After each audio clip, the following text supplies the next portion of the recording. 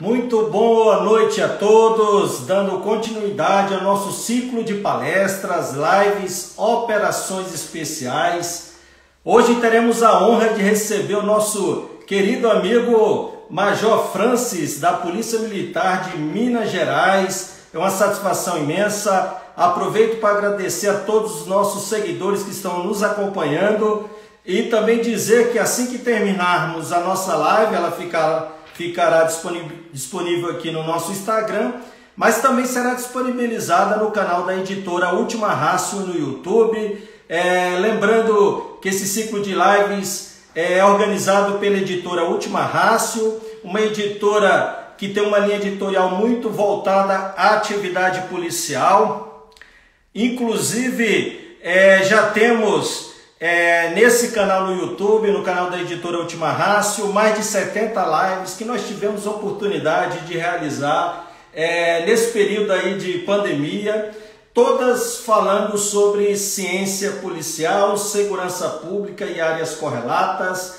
Temos juízes, promotores, parlamentares, mas obviamente a maioria das pessoas que estiveram conosco são policiais, militares, civis, federais, que de certa forma puderam contribuir para o nosso projeto de enaltecer a ciência policial, que foi reconhecida no ano passado como um novo campo estudado, um novo campo científico estudado no Brasil pelo Ministério da Educação e Cultura, o que nos enche de orgulho e satisfação. E estamos realizando lives, palestras como essa com o Major Francis, visando justamente levar para o público em geral, em especial para os nossos colegas policiais, o conhecimento que é produzido no seio das corporações, dando voz a inúmeros policiais que têm uma carreira brilhante, tanto operacional, uma carreira em suas corporações, como também carreiras acadêmicas, como o Major Francis, que só pós-doutorado tem, se eu não me engano, 4, fora um doutorado e um mestrado, ainda é caveira, né? Então, é satisfação imensa, eu não poderia deixar de passar batido a oportunidade de convidar aqui o meu amigo Major Francis Alberti Cota, que inclusive já acabei de fazer um encaminhamento de uma solicitação para que ele entre, afinal todos estamos aqui para ouvi-lo e aprender um pouco mais. Meu nobre amigo Major Francis, tudo bem? Tudo bem, comandante? Satisfação, estava aqui dizendo a satisfação imensa que eu tenho em falar com você nesta noite pós 7 de setembro, uma data muito importante, e estava aqui falando do seu currículo. Inclusive, hoje eu estava divulgando a nossa live, né? E inúmeros colegas me mandando mensagem: porra, mas esse caveira é cabeça demais, tem uma porrada de coisa. E eu falo que foi um grande diamante que eu descobri, né, o Francis? E como o Francis, não sei se com a magnitude do currículo dele, mas temos vários policiais aí pelos estados brasileiros com uma caminhada muito interessante, estudando polícia. Francis, boa noite. Antes boa de noite. passar a palavra para você, eu vou ler aqui de forma muito rápida e resumida o seu currículo, né, que é muito longo. O Major Francis Alberti Cota, como eu disse, é major da nossa querida e respeitável Polícia Militar de Minas Gerais. Já aproveito aqui para mandar um grande abraço ao subtenente Gonzaga, deputado federal, um grande amigo, já esteve aqui conosco umas 3 vezes, inclusive provavelmente na semana que vem estaremos aqui batendo um papo sobre toda essa questão que envolve aí o direito de expressão, o direito de ir e vir dos nossos colegas policiais militares por todo o Brasil. Mas como eu estava dizendo, o Major Francis é policial militar do nosso querido estado de Minas Gerais, tem um curso de operações especiais em 98, é muito antigo, hein, Francis? Em 98, eu estava saindo aspirante, você já estava concluindo o curso de operações especiais. Ele é técnico e especialista em inativação de engenho explosivo, improvisado pela nossa querida Guarda Nacional Republicana, que eu tenho um apreço considerável. Possui experiência de 24 anos atuando no Batalhão de Operações Especiais da Polícia Militar do Estado de Minas Gerais. Ele possui pós-doutorado em Direito Penal, Psicologia, Ciências Sociais e História Social da Cultura. É doutor em História, mestre em Educação, e é líder do Núcleo de Pesquisa e Ciências Policiais e Segurança Pública da Unimontes e também da nossa querida Academia de Polícia Militar de Minas Gerais. Então, Francis, em torno desse debate de valorização e enaltecimento das ciências policiais, em torno dessa necessidade da gente dar voz aos nossos policiais acadêmicos e também aqueles, obviamente, que não tiveram oportunidade de fazer um mestrado ou um doutorado, mas são especialistas na sua área. E você, meu velho, como eu disse, foi um diamante que nós descobrimos e gostaria muito de ouvi-lo nesta noite. O tema da palestra, a gente fechou no tema Gestão de Incidentes com Bombas e Equipes de Alta Performance, um assunto super atual em virtude do que aconteceu recentemente no interior de São Paulo e Araçatuba. Então, meu amigo Francis, a palavra é sua. Coronel Luciano ou doutor Luciano? Coronel doutor Luciano. Luciano, fique à vontade, meu amigo. Ô, comandante, eu fiquei muito feliz com o convite. Realmente é um tema muito atual, né? E eu acho que 20 anos não são 20 meses, né? Então, acho que essa trajetória ela possibilita contribuir de alguma forma com os nossos companheiros e companheiras que estão aí na labuta diária. Hoje nós estamos ali no Centro de Pesquisa e Pós-Graduação da nossa Academia de Polícia Militar. Não deixamos de pesquisar e escrever sobre o tema, né? Então, viramos objeto de pesquisa. Aí esse distanciamento aí epistemológico, ele fica um tanto quanto comprometido, né? Eu acho que nós temos também, né, comandante, algo em comum, que é a busca pelo conhecimento para entender o fenômeno terrorista, né? Nós tivemos em diálogo, o senhor também esteve lá na PSP, né, na Polícia e Segurança Pública de Portugal, também se debruçando sobre essa temática. E quando nós adentramos a este universo das bombas e explosivos, a parte de terrorismo foi uma dos pontos, né, que nos embreamos, né? Inicialmente ali a partir de uma doutrina mais do Chile, dos carabineiros, posteriormente com essa perspectiva mais europeia aí, da GNR, da Guarda Civil, né? Então, nós sempre pensamos um pouco como que o processo de gestão, né, de incidentes com bombas e explosivos, ele deve ser sistematizado, né? Muitas vezes, no início da década de 90, quando aportei lá no Esquadrão Antibombas, aqui da nossa Polícia Militar, nós tínhamos, então, protocolos incipientes, né? E nós percebemos, portanto, a necessidade de potencializá-los, porque, na verdade, o conhecimento científico nada mais é do que o senso comum refinado e disciplinado. Já dizia Rubem Alves, né? Um grande filósofo da ciência. E esses protocolos operacionais, eles emergem desse saber experiencial, né? Dessa prática cotidiana dos nossos desativadores de bomba, do contato com a cena de ação. Então, diante desses diálogos, dessas vivências, dessas experiências, nós vamos amadurecendo paulatinamente um conjunto de protocolos.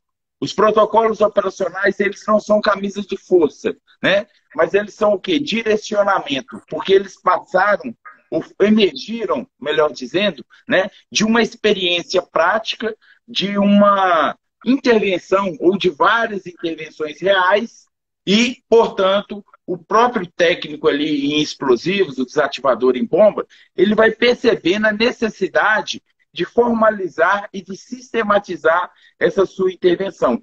Então, essas boas práticas, né, fazem parte de algo maior, uma perspectiva de gestão do conhecimento, de tal forma que esse conhecimento tácito, do cotidiano, dia a dia, se torna um conhecimento explícito, formalizado e que pode ser, portanto, compartilhado com as novas gerações.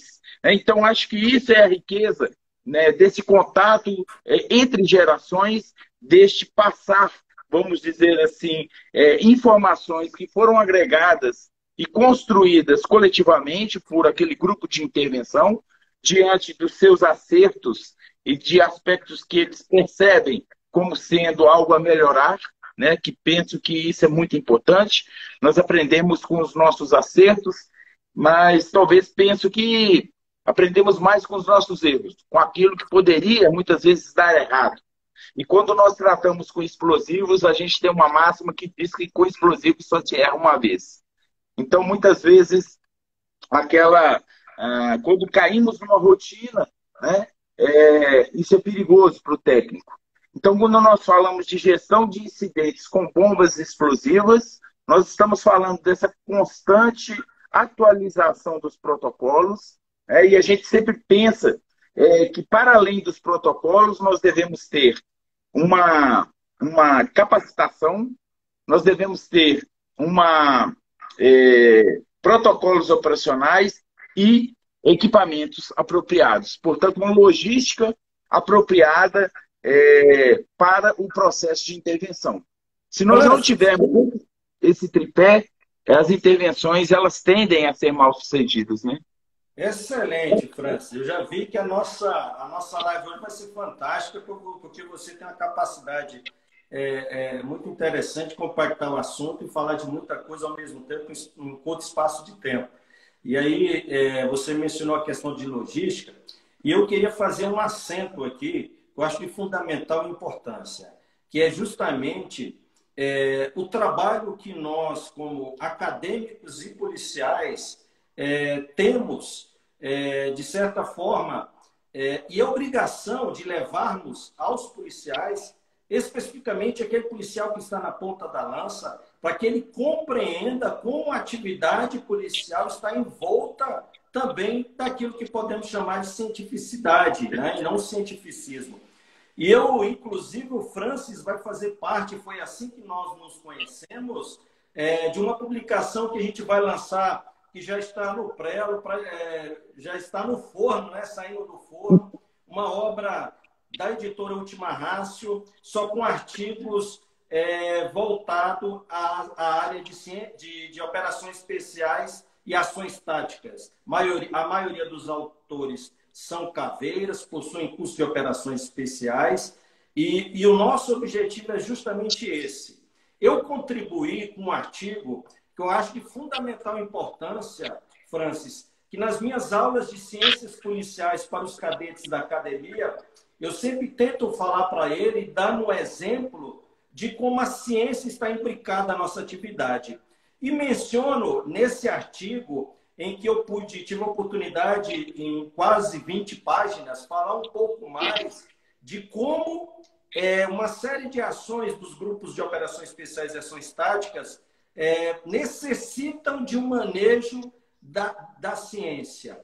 E aí eu cito o sniper, quando vai efetuar um tiro de precisão, o conhecimento e as informações que ele precisa ter no momento do disparo, de temperatura, de velocidade, deslocamento do ar, né, de balística, de química, e uma série de outros conhecimentos que ele, ao longo da carreira, vai ter que se debruçar e estudar. Ele vai ter que pedir emprestado o conhecimento de outras ciências, trazendo para a atividade policial. E a ciência policial ela tem esse objetivo, né, de fazer com que esse conhecimento que é oferido das diversas ciências, ela seja aproveitada para o bom desempenho da atividade policial. E na atividade do explosivista, né, o conhecimento que um técnico, um profissional desse, como você falou, em que o erro é fatal, de química, de biologia, de física, de uma série de conhecimentos de engenharia, né? As várias engenharias emprestam conhecimento para um curso que é complexo. A polícia ela investe em poucos, porque esse vai exercer a sua profissão por um longo período. Nós temos aqui colegas, né, da minha turma, como o Major Ítalo,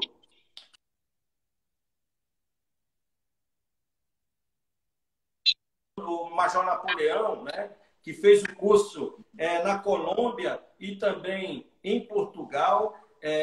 Então, a gente percebe, quando eu converso com esses colegas, o como a carga de estudo deles é elevada. Isso é importante dizer, porque às vezes, né, Francis, a comunidade, a sociedade e até no nosso meio, o cara tem a percepção de que o cara, para trabalhar no grupamento de operações especiais, o cara tem que ser, só precisa ser forte e não precisa de muito cérebro, né? E você é uma prova disso, e não só, nós temos vários outros colegas que têm mestrado, temos colegas doutorandos, a gente tem aqui em Brasília um caveira que terminou o curso de medicina recentemente. Isso é para a sociedade entender e compreender como os nossos efetivos têm uma qualificação de excelência, né, Francis? Perfeito, Coronel. E pegando o gancho no que o senhor falou aí, essa questão do pensamento científico, né, a partir do próprio problema que emerge ali de uma cena de ação, né? Cena de ação nós denominamos o local onde que está a ocorrer ali um incidente crítico. O incidente crítico, por sua vez, é tudo aquilo que foge ao controle e ao poder de resposta do policiamento que atua cotidianamente numa dinâmica de proximidade social. A esses policiais lhe é exigido, né, conhecimentos, saberes relativos a essa função. Portanto, a gente diz que não existe saber mais nem saber menos. Existem saberes diferentes. Então, diante dessa situação que a gente nomeia como incidente crítico e que, portanto, deve ocorrer a gestão do incidente, existe um primeiro momento dentro desse padrão de cientificidade que o coronel mencionou, que é o quê? O problema. Então, quando a gente fala do ponto crítico, é o local dentro de uma cena de ação onde eclodiu um incidente crítico. O ponto crítico, portanto, pode ser um local onde ocorreu uma explosão ou onde está localizado um artefato explosivo improvisado, uma bomba. Então, a partir daquilo, desse ponto crítico, o técnico em bombas, ele começa a criar diversas hipóteses. Né? Essas hipóteses, portanto, dentro do pensamento científico, é uma resposta provisória ao problema que é colocado.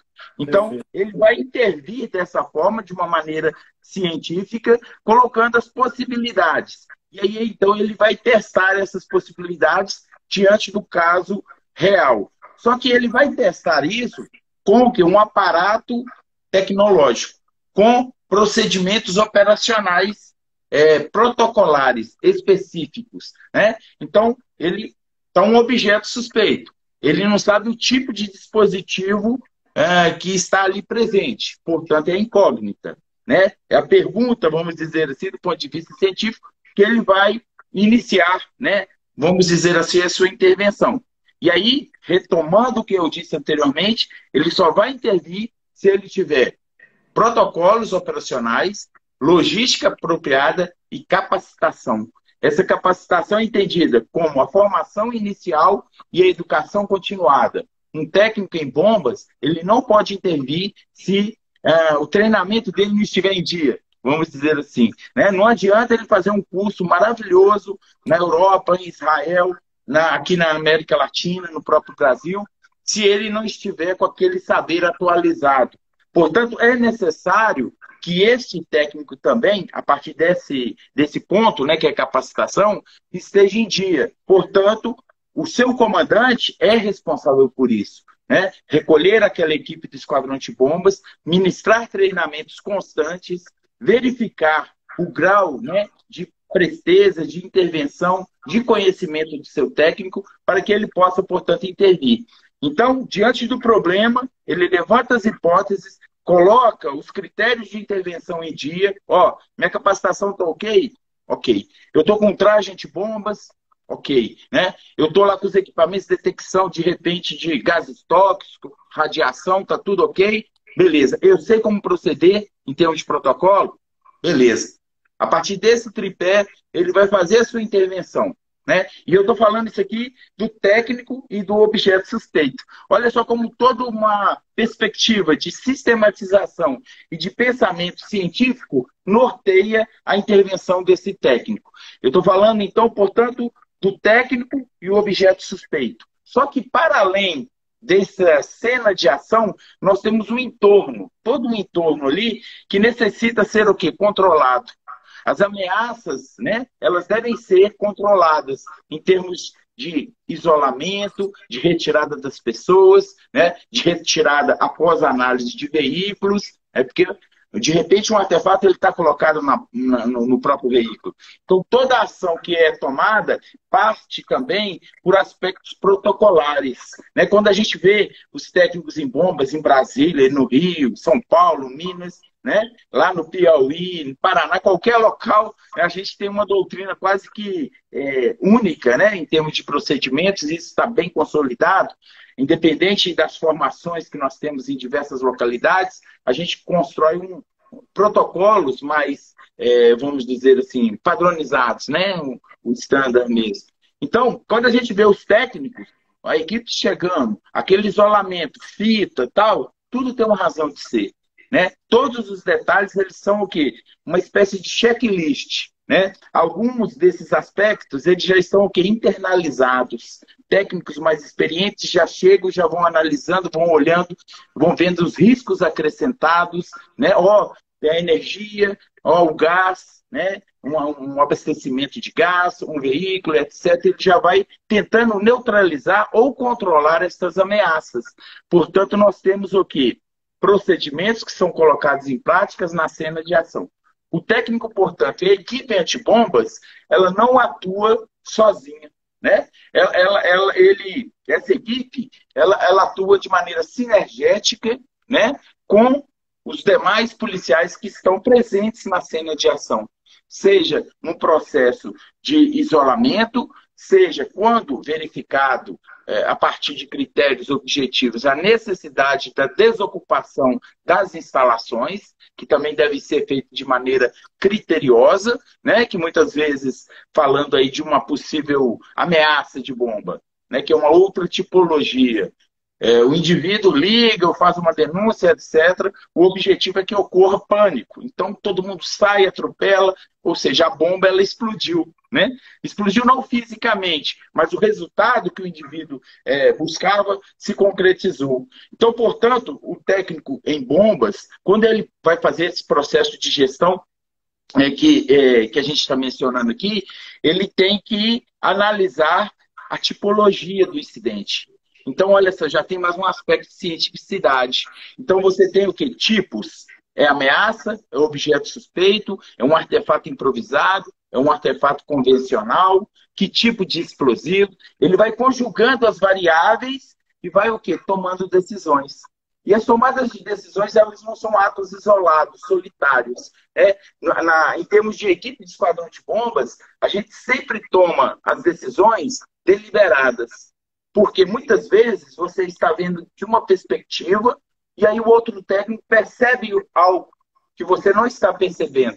Esse exercício de paralaxe, de mudança de lugar, é importante na visada, no olhar sobre a tomada de decisão. Portanto, quando a gente fala de equipe, de esquadrão de bombas, de snipers, como disse bem o coronel, né, uma equipe de invasão tática, né, a gente está falando o quê? Desse conjunto de competências, de saberes, né, teóricos, práticos, que são conjugados em termos da tomada de decisão. Né? Então, não adianta só a teoria. Por isso que a gente fala que é um ciclo, né? Teoria, prática, teoria. Essa retroalimentação e essa dinâmica circular, né? Da teoria que orienta a prática que orienta a teoria, e muitas vezes, nesse processo, surgem dados novos, surgem variáveis, né? O coronel disse que, olha, a situação lá que ocorreu lá em São Paulo, né? São dados novos que se mostram, portanto, a intervenção, ela também tem que ser modificada, a intervenção ela tem que ser potencializada em seus aspectos de segurança, né? Então, fica à vontade, coronel, para intervir, porque senão fala a noite inteira. Não, você estava falando aí, Francis, e me veio à mente o seguinte: a gente sabe que tem um time tático, a gente vai ter ali um sniper, um negociador que, embora não faça parte do time tático, mas às vezes atua numa gestão de uma crise, né? Você vai ter os grupos de intervenção, e esse conhecimento que o técnico, o explosivista tem, e aí é interessante quando você fala da questão prática do treinamento constante envolvendo todas as equipes, para que um saiba o limite do outro e, obviamente, apoie o companheiro. Então, no primeiro momento, a gente sabe que o explosivista, o técnico, que tem uma qualificação adequada, e a gente percebe que a maioria, pelo menos aqui no DF, a maioria dos explosivistas tem curso, inclusive vários cursos fora do Brasil. Aí, uma primeira necessidade de que esse conhecimento ele seja disseminado, obviamente, não todo, mas aquele conhecimento necessário aos integrantes dos batalhões de operações especiais, por assim dizer. E também interessante que esse conhecimento ele passe para a tropa, para que... E aí eu vejo, muito interessante nos cursos de formação de soldado e de oficiais, assim como nos diversos cursos de carreira, que pelo menos uma palestra, um evento, um seminário, para que esse policial saiba como agir em uma situação de artefato explosivo encontrado ou de uma denúncia. E até, ainda mais os oficiais que tiram o serviço de oficial de dia, né?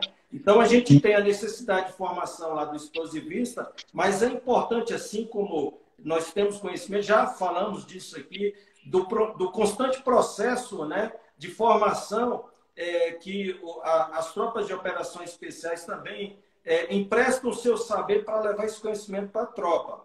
E eu vou mais além, aí eu passo também para que a sociedade civil organizada, obviamente, naquilo que ela deva saber, ela também tenha um conhecimento razoável sobre situações em que um artefato que parece, ou às vezes nem parece, mas está num local abandonado, quais são os cuidados, por exemplo, que um vigilante, né, um funcionário da segurança de um shopping deve ter ao encontrar, né, um objeto, ou uma situação em que é flagrante ali a presença de explosivo. Quais são as ações? Então, é muito importante, e o que a gente percebe é que é uma carência, né, desse conhecimento ser levado na medida da necessidade de cada um desses agentes que eu mencionei.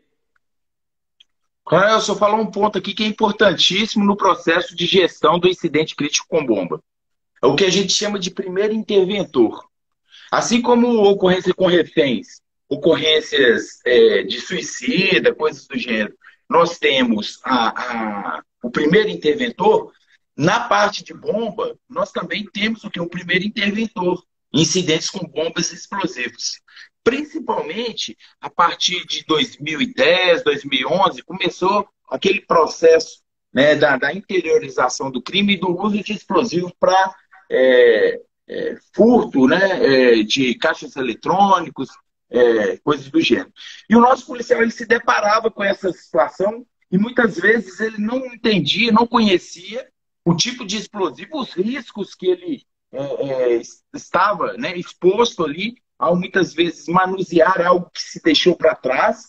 E aí, graças a Deus, nós não tivemos policial vitimado, né, mas situações assim extremas. Então, muitas vezes um artefato ficava para trás, ficava uma quantidade de explosivos, e o policial pegava aquilo tudo, juntava um detonador com um autoexplosivo e colocava na viatura, deslocava para a delegacia. Muitas vezes era um artefato com um tipo de explosivo muito sensível também, que era possível, né? E que a gente detectou várias vezes, colocava aquilo, levava, assim, por uma questão da mão de Deus mesmo, que o nosso policial não se explodia ali durante esse trajeto. E essa situação, então, ela levou o nosso comando geral e, consequentemente, a Academia de Polícia Militar a demandar a nós, do Batalhão de Operações Especiais, especificamente Esquadrão Antibombas, um treinamento, uma capacitação que fosse difundido para toda a tropa. E aqui em Minas a gente tem algo muito importante, que é o treinamento policial básico. Ou seja, de 2 em 2 anos, a tropa ela é recolhida, né? Do soldado até o oficial superior, né? Ele passa por uma semana em que ele faz tanto as partes de tiro, física, defesa pessoal, policial, e também recebe conhecimentos teóricos. Então, assim, a cada biênio tem lá um manualzinho com diversos temas, né? e nós fomos contemplados, se não foi 2016, por aí, 2017, com a temática Primeiro Interventor em Bombas. Ou seja, toda a nossa instituição, 40 mil homens e mulheres, eles tiveram acesso a esse conhecimento. Nós elaboramos um material didático que foi ministrado no treinamento policial básico, seja em Belo Horizonte, né, no centro de treinamento policial, que fica na academia, ou naquelas regiões desconcentradas, que tem uma dinâmica menor, né, que reproduz esses treinamentos. Então, isso foi muito rico. Por quê? O policial, ele sabia até onde ele poderia ir. E o senhor falou um negócio muito importante, é o seguinte, a necessidade de conhecer, né? Que a gente usa muito na inteligência. Então, ele tem a necessidade de conhecer? Tem. Mas até que ponto ele tem essa necessidade? Então, assim, o que a gente tem o dever ético, né, profissional, de passar para esse nosso companheiro, e, como o senhor bem disse, até mesmo para determinados indivíduos, né, da sociedade que estão ali no processo de segurança. Então, eu acho que esse aspecto do primeiro interventor em bombas explosivas foi muito importante, porque ele sabia que deveria isolar o local, que não poderia manusear, porque era um artefato muito sensível, o componente ele era muito sensível, né? E isso possibilitou uma melhoria das nossas intervenções. Porque quando nós chegamos no local, né, e até hoje, a equipe do Esquadrão Antibombas, ela chega no local, a cena de ação ela já está previamente ali isolada, se você só tem que dar aquele retoque, né, e potencializar. E aí nós construímos também uma dinâmica em termos de intervenção do processo de gestão, uma microgestão, vamos dizer assim, dentro da cena de ação. Nós colocamos o seguinte, olha, você chega no local, tem um comandante da cena de ação. Este é a autoridade de linha. Então, portanto, temos um capitão, um major, um tenente-coronel, né, um tenente, muitas vezes, no local. Ele é o quê? O comandante da cena de ação. Porque muitas vezes a minha equipe antibombas vai com um sargento.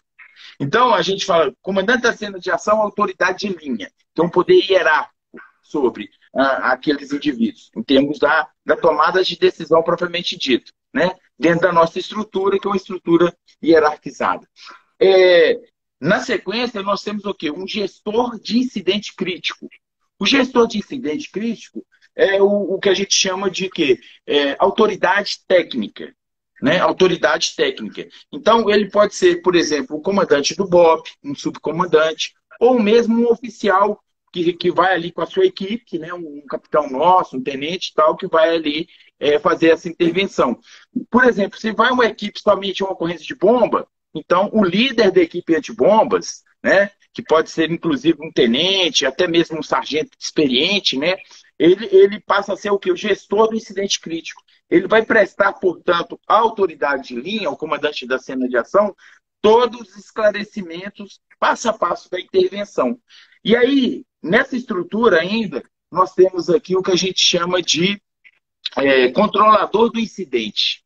Olha, comandante da cena de ação, gestor de incidente crítico e controlador do incidente. O controlador é o que a gente tem aqui em Minas, que é o CPU, Comandante de Policiamento da Unidade. Geralmente é um tenente que faz a coordenação, né, das viaturas que estão no setor, ou seja, ele é o xerife. Ele tem o poder de decisão em termos de realocar viatura, efetivo, ó, o isolamento aqui não está bom, a gente precisa de mais, aí ele vai e traz. Por quê? Geralmente, quando o Esquadrão Antibombas vai nesse tipo de intervenção, ele vai com a equipe enxuta, né, pronta ali para realizar a intervenção. Da mesma forma, o BOP também. Uma equipe bem enxuta, que é uma das características de equipes de alta performance. São pequenas, né, são altamente motivadas e com capacidade de resposta muito grande. Então, essas equipes, elas são pequenas. Como que eu faço para potencializar isso?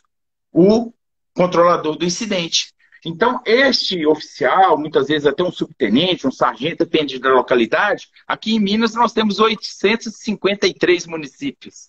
Né? O nosso território é o tamanho da Espanha, né? É muita coisa. Então, o que acontece? A gente tem que utilizar uma estrutura previamente já alocada para potencializarmos as nossas intervenções. Então, o controlador do incidente, ele vai fazer o seguinte, ó, o isolamento não tá bom, não. Tem gente que dá uma moral e potencializar. Tem gente que pegar um cone, tem gente que pegar isso, tem precisa daquilo. Ele vai o quê? Assessorando e vai realocando o pessoal. E aí nós temos o outro, que é a ponta da linha, que é o quê? O primeiro interventor. O primeiro interventor vai chegar e vai falar, ó, mexi ou não mexi no objeto, né? Ele tá ali, tal. Ah, fulano de tal viu ali uma câmera, tá filmando e tal. Ó, o controlador do incidente busca pra gente isso aí, dá uma olhada e tal. Ele vai lá e analisa. O primeiro interventor, então, ele passa pra gente toda a informação. Nós montamos um posto de comando, né? Esse posto de comando é onde fica o comandante da cena de ação, né? O gestor do incidente crítico e o controlador do incidente. Esses três, com poder de decisão também em seu nível específico. E, na sequência, a gente monta o quê? Um posto de contramedidas. Por quê? Qual que é a estratégia? A gente sofreu muito, então a gente vai aprendendo, né? É separar, muitas vezes, uma intervenção política, uma intervenção de uma pessoa com boa vontade, daquele que tem o conhecimento técnico. Então, o posto de contramedidas só fica o quê? Os técnicos em explosivos, né? Então, por exemplo, vem um companheiro do bombeiro, que a gente sempre, quando tem esse tipo de incidente, a gente aciona o bombeiro, aciona o SAMU.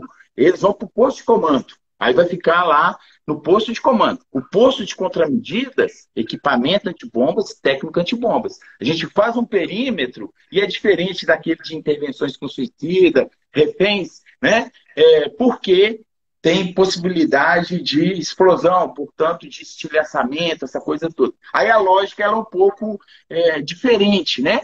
Em termos do isolamento. O isolamento, ele muitas vezes é maior, porque a gente está pensando numa explosão. Então, quando a gente organiza essa cena de ação, olha só o tanto de componentes, né, de policiais, de bombeiros, muitas vezes guardas municipais que estão ali, a coisa ocorreu dentro de uma escola, né? Ocorreu dentro de uma escola e tal.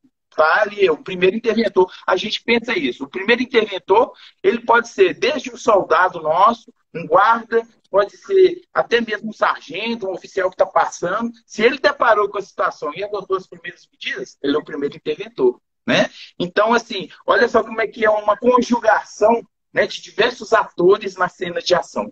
E eu tenho uma máxima que sempre eu falo com a turma, o seguinte, ó, se você tem função, você está na cena de ação. Se você não tem a função, né, aí tem que fazer um patrulhamento.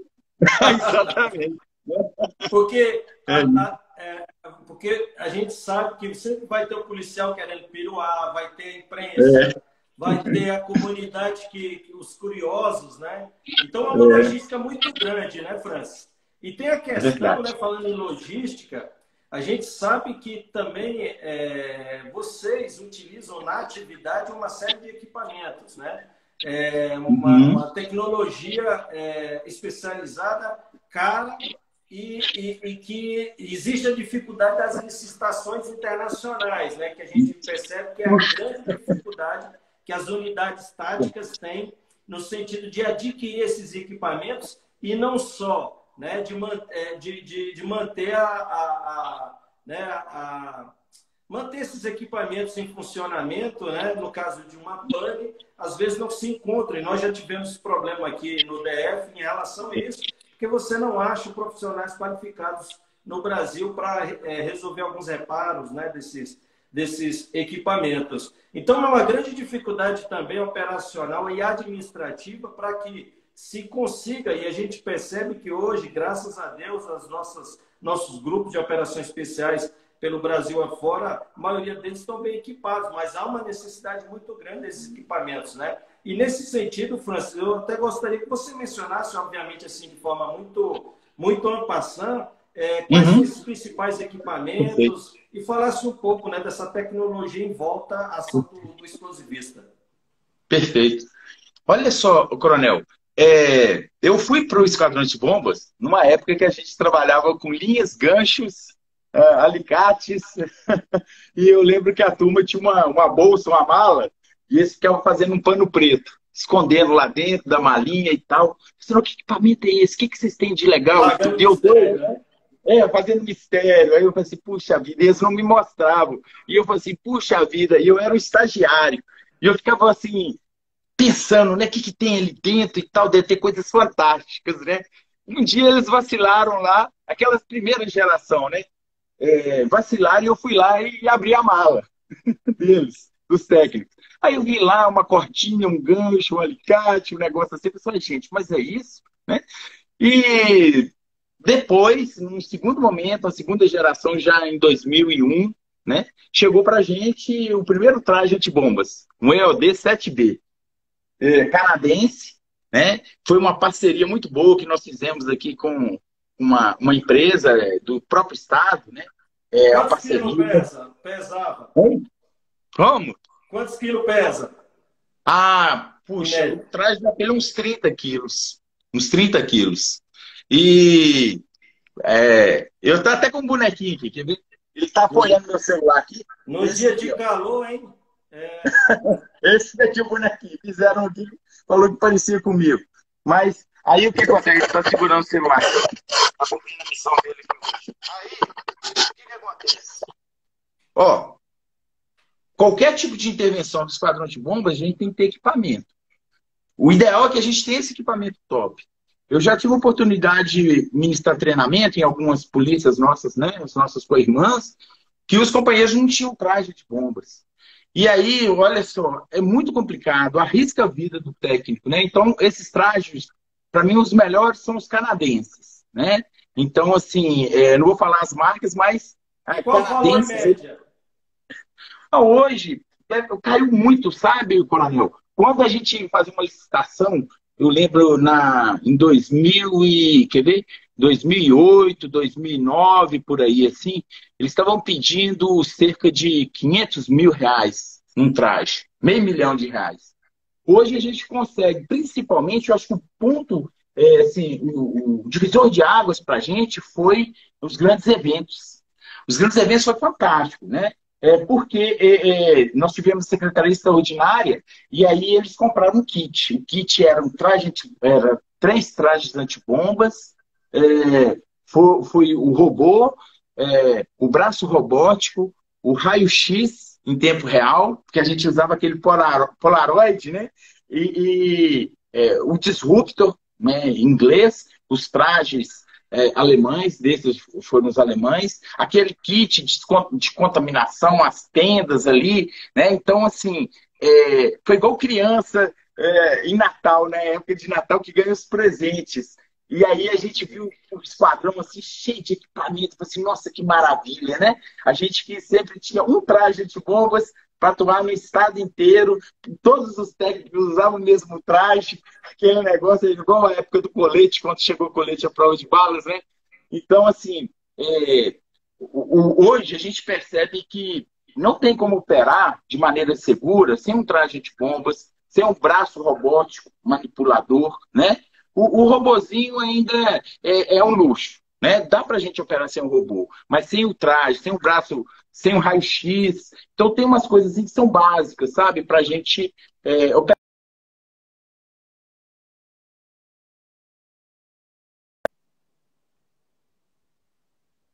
Substâncias explosivas, aí a gente tem um detector de radiação, a gente vai. Aí vai o quê? Sofisticando o esquadrão. Né? Então você vai virar aquele esquadrão pô, bacana, igual a gente viu na Europa, igual nos Estados Unidos. Esse é o sonho de todos nós. Mas só foi num ponto importante. Nós fizemos processo de licitação, nós compramos trajes do Canadá também, aqui em Minas, São Paulo, assim, tem um traje para cada um, né? Então, assim, os primos ricos, né? Então, assim, os caras desfilam com traje, é o pelotão inteiro, 20 cada com traje, né? Então, assim, fantástico, né? Cosmopolita, São Paulo né, é fantástico. E também é pioneira na área, né? São Paulo é a nossa referência em termos de bomba, né? Então, o que acontece? O traje, ele vence. Então, é assim como um colete, né? Um dos materiais é o Kevlar, é a aramida. De 5 em 5 anos, a gente tem que comprar outro, tem que trocar.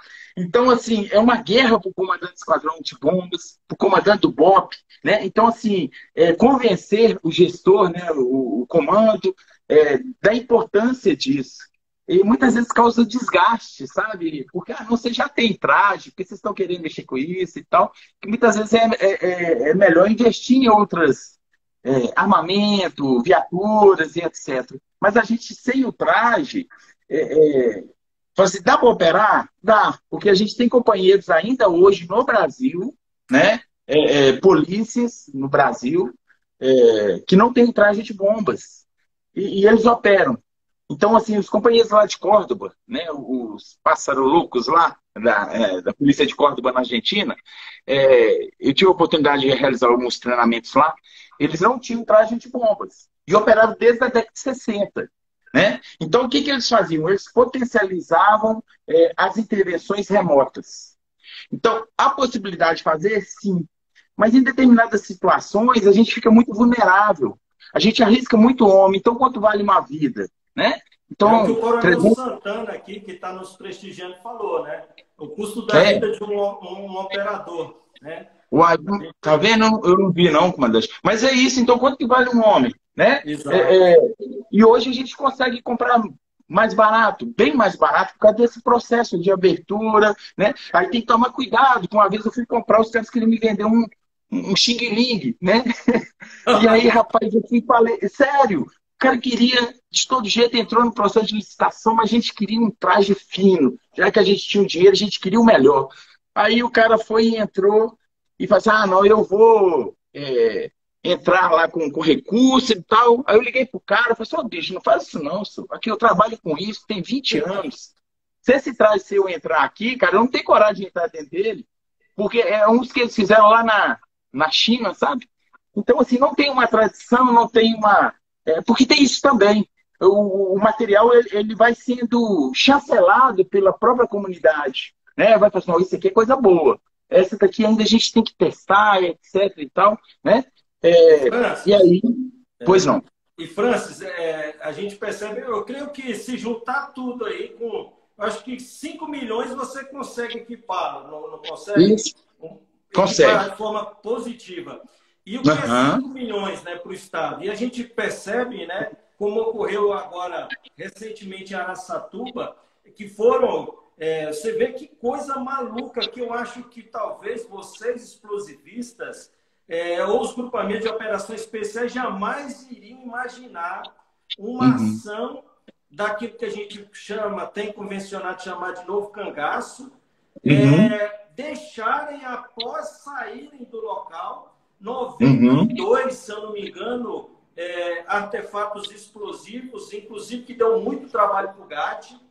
E aí você Uhum. percebe, num momento como esse, imagina você tendo que, né, desarmar 92 artefatos, e aí você precisa de traje, você precisa de equipamento, você fecha uma cidade para, né, toda uma cidade, e o Quanto que prejuízo é muito maior. Então, você vê, 5 milhões é nada. Então, isso é um exemplo típico, né?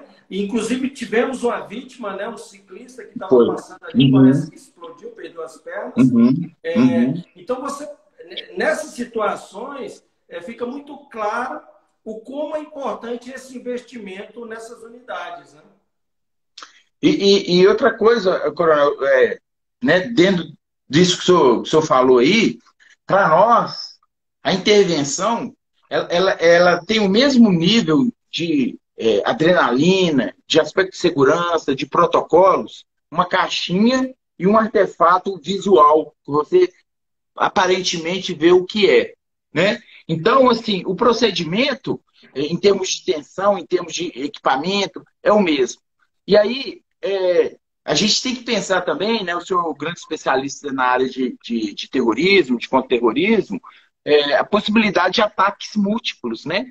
Então, eu não posso ter somente um traje, dois trajes, etc. Eu tenho que ter uma equipe com possibilidade de respostas múltiplas, né? A gente vê isso aí desde de 2004 para cá, né? As coisas elas têm tido essa dinâmica. E, de alguma forma, a criminalidade ela se apropria de algumas táticas, né?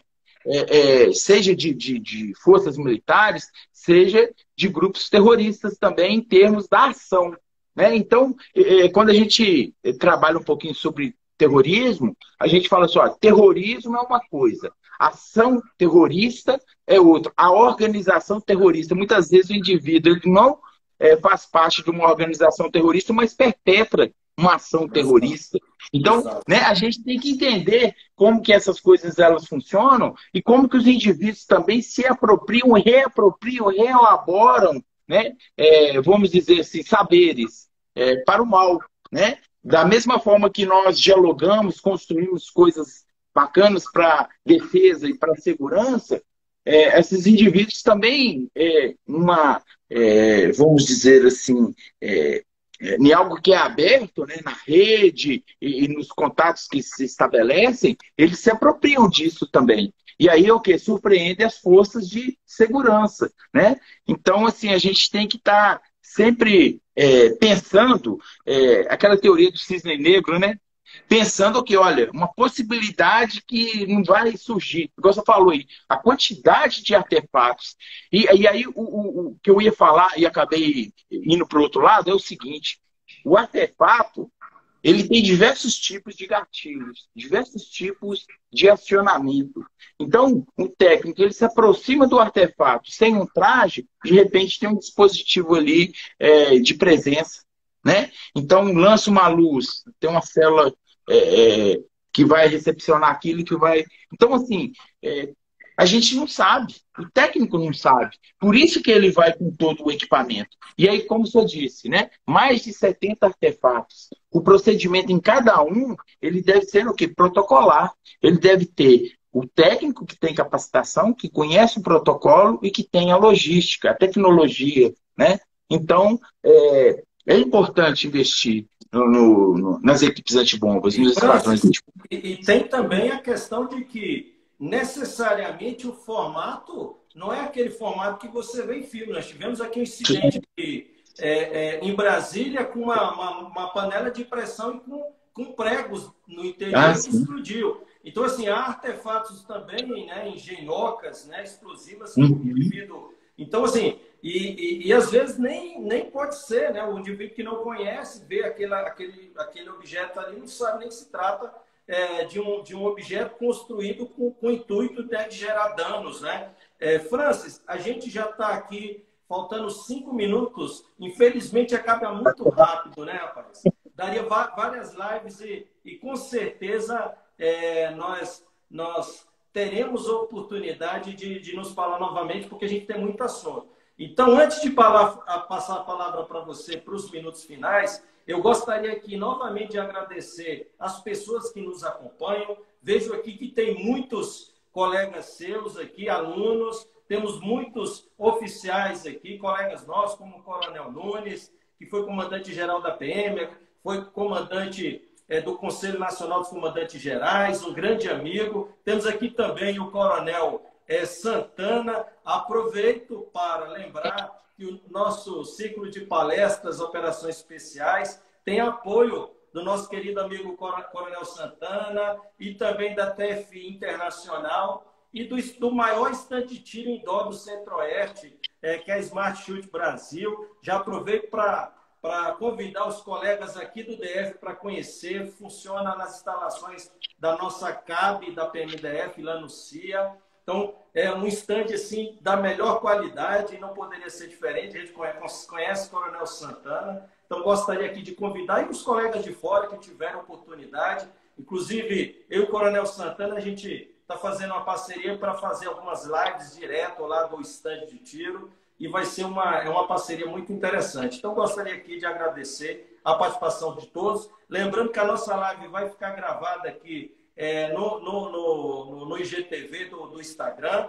E assim que for editado, vai para o canal da editora Última Raça no YouTube. Se juntar às mais de 70, 80 lives que nós temos por lá, sempre falando de ciência policial, segurança pública e áreas correlatas. Major Francis, agradeço imensamente o conhecimento que você nos transmitiu. Sei que você tem muito para nos falar e com certeza será uma presença cativa aqui no nosso canal. Aproveito para convidar os nossos seguidores para aguardar o lançamento da nossa obra, que terá um artigo do nosso querido Major Francis. e mais de 20 especialistas, a maioria caveiras, detentores do curso de operações especiais. Major Francis, me despeço passando esses últimos minutos para que você possa dar suas palavras finais e se despedir aqui dos nossos queridos seguidores. Um grande abraço. Um abraço. Coronel, eu agradeço mais uma vez o convite, fiquei muito feliz, né? Só um pedido para aqueles gestores que têm poder de decisão, que não se esqueçam dos seus esquadrões antibombas, né? Desses homens que dedicam as suas vidas e que necessitam não só dos equipamentos, mas também de treinamentos, né? Muitas vezes mandar esse técnico lá para fora, como forma de reconhecimento também pelos serviços prestados, e sabendo que a gente tem que sempre atualizar os nossos materiais, né? Eles vencem e precisam comprar outros materiais. Então, é isso, mais uma vez. Obrigado a todos que estiveram aí presentes também, nos ouvindo, né? E até a próxima, né?